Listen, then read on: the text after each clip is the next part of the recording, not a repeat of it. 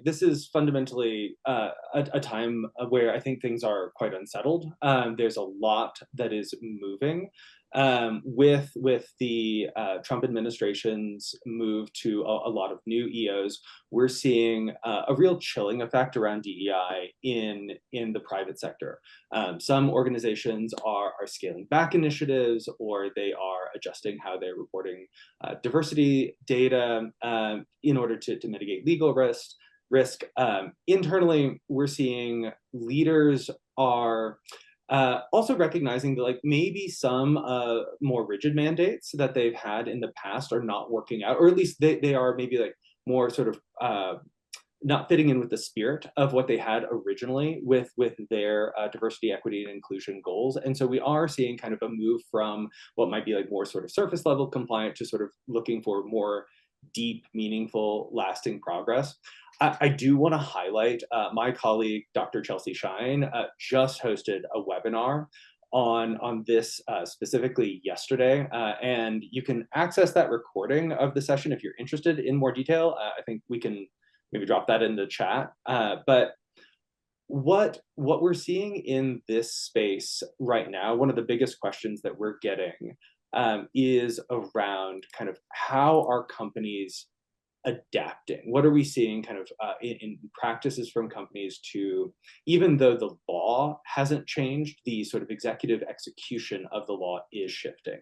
And I think there's kind of three big places that I would highlight where we're seeing change in organizations right now. The first is really just an emphasis on internal DEI audits for compliance, like really paying very close attention to language that's being used in anything that is externally facing. Many organizations are mapping sort of their trainings, hiring programs, website language, sponsorships, and bringing in legal to ensure that they are in compliance with executive orders, especially organizations that may have federal contracts or are federal contractors.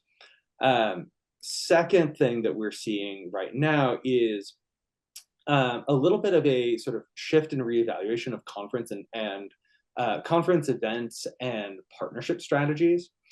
So looking as companies are sort of considering their top of funnel, the partnerships that they have as they're thinking about what events they are attending, there is a little bit of a shift away from on-the-spot hiring because that can be construed as a recruiting event, and more towards really moving interviews towards sort of after the event, but still keeping their commitments to these partnerships. And lastly, one thing that we're seeing is really kind of changing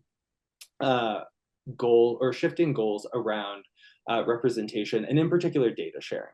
One thing that we're seeing a lot is TA teams kind of keeping data a little bit closer to the vest in still having goals for increasing the diversity of their organization to make sure that their hiring practices are equitable, but sort of thinking really carefully about where those data are going to help in messaging the business, and where they are keeping those data more internally.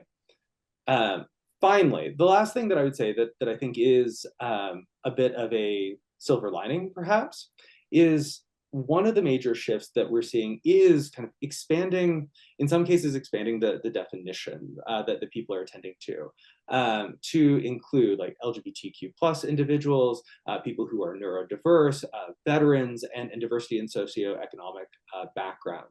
So we are seeing, I think, some things that sort of like broadening that umbrella of diversity and inclusion there.